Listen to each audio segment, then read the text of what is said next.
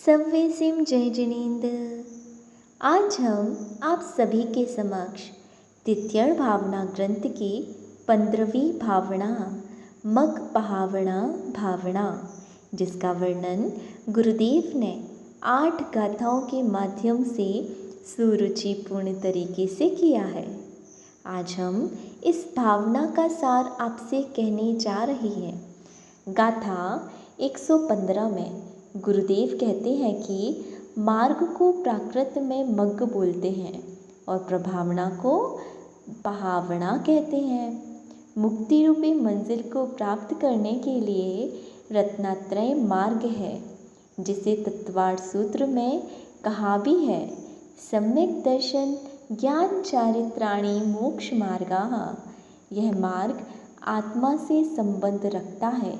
आगे गुरुदेव ने व्यवहार और निश्चय रत्नात्रय के बारे में बताया कि व्यवहार मोक्ष मार्ग उपचार मार्ग है और निश्चय मोक्ष मार्ग मुख्य मार्ग है। श्री षट्खंडागम में इस मार्ग प्रभावना नाम की भावना को पवेणप भावड़दाय नाम से कहा है। आगे गुरुदेव गाथा 116 में व्यवहार और निश्चय मोक्ष मार्ग की भूमिका को कहते हैं। यदि तुम जिनमत की प्रभावना या प्रवर्तन करना चाहते हो तो व्यवहार और निश्चय में से किसी को मत छोड़ना, क्योंकि एक के बिना तीर्थ का उच्छेद हो जाएगा और दूसरे के बिना तत्व का उच्छेद हो जाएगा। किसी एक को छोड़ेंगे तो अनेकांत दर्शन की रीढ़ बेकबोन ही चरमरा जाएगी। अनेकांत दर्शन उसी को कहते हैं जिसमें प्रत्येक गुणधर्म का समादर किया जाता है। साथ ही गुरुदेव यह भी बताते हैं कि पुरुषार्थ के बिना कर्मों का अपकर्षण, कर्मों की गुण श्रेणी निर्जरा कभी संभव नहीं है। संवर निर्जरा के बिना मोक्ष त्रिकाल में सर्वथा असंभव है। गाथा 117 में गुरुदेव समझाते हैं कि मिथ्यात्व का शोधन करके बाद में विश्वास को उत्पन्न करा के और फिर जो पर के दोषों का उपगूहन करता है वह निश्चित ही मार्ग की प्रभावना में तत्पर होता है।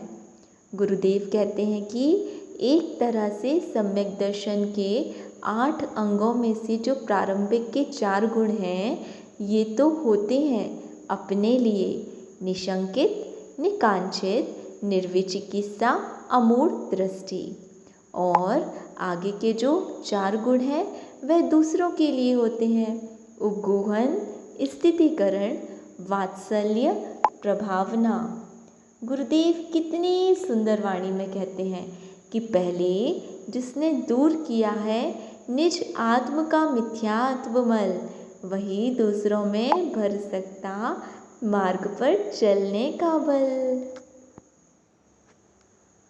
अब आगे गाथा 118 में बताया कि नए शास्त्रों की रचना करना एवं पुरानी जिनवाणी का उद्धार करना, रक्षा करना और उनका पुनः प्रकाशन भी मार्ग प्रभावना का कारण बनता है।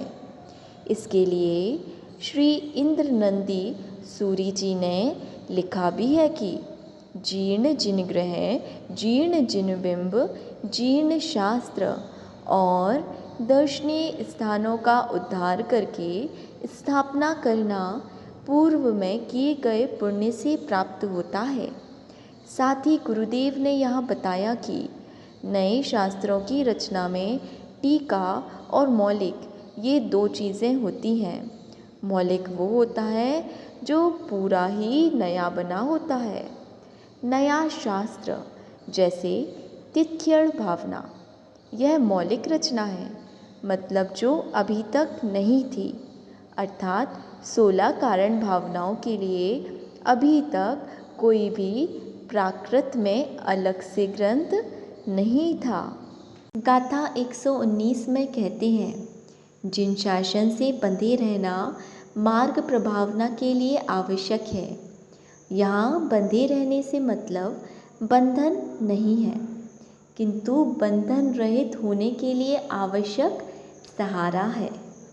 गुरुदेव कहते हैं कि आज्ञा में रहना अनुशासन है, यही जिन शासन है, और अनेकांत शासन, स्वात्वाद शासन, युक्त अनुशासन आदि नाम जिन शासन के पर्यायवाची हैं। इसी गाथा में गुरुदेव ने हमें व्याप्य और व्यापक के बारे में समझाया। मार्ग प्रभावना में रत व्यक्ति की और विशेषताएं भी हैं, जो हम गाथा 120 के माध्यम से जानेंगे।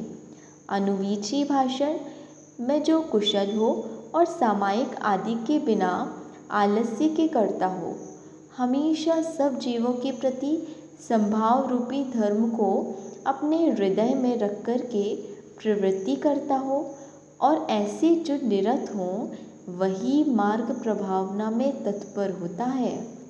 आगे गुरु महाराज कहते हैं कि बोलने से पहले विचार करो कि हम किस लिए बोल रहे हैं।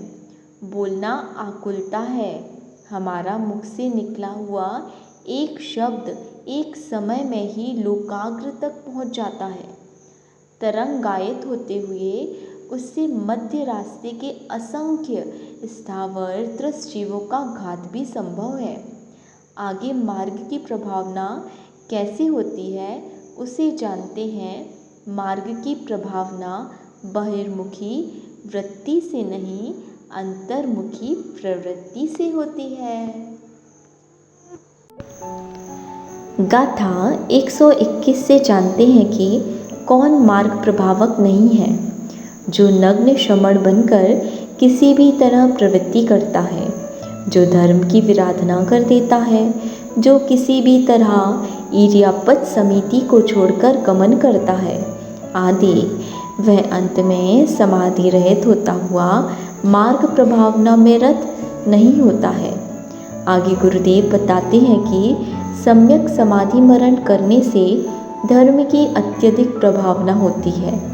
सच्ची धर्म प्रभावना दीनहीन जीवों में किसी साधक का समाधि मरण देखने से ही आ जाती है। आगे गुरुदेव कुछ साधकों के बारे में कहते हैं कि आचार्य शांति सागर जी, आचार्य ज्ञान सागर जी आदि साधकों ने समाधि मरण करके अपूर्व प्रभावना की है। आचार्य पूज्यपाद देव ने सर्वार सिद्धि में कहा है, विरक्त विषय सुखस्य तपो भावना धर्म प्रभावना सुख मरणादि लक्षणः समाधि शर्वापाः। अर्थात जो विषय सुख से विरक्त हैं उसको तप भावना, धर्म प्रभावना और सुख से मरण आदि लक्षणों वाली समाधि बहुत कठिन है।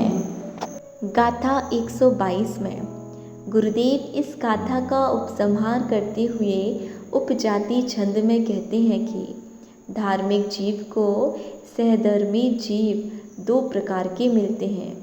पहले धर्म का आचरण करने वाले लोग होते हैं और दूसरे धर्म से विमुख लोग होते हैं। इन दोनों सहधर्मी जीवों का बहुत अच्छे से वर्णन करते हुए इस भावना को पूर्ण किया। तो चलिए बंधुओं, इस भावना के माध्यम से आज हम सब ने मोक्ष मार्ग की प्रभावना को बहुत अच्छे से समझ लिया है। आगे भी हमारे साथ बने रहिए। जय जिनेंद्र।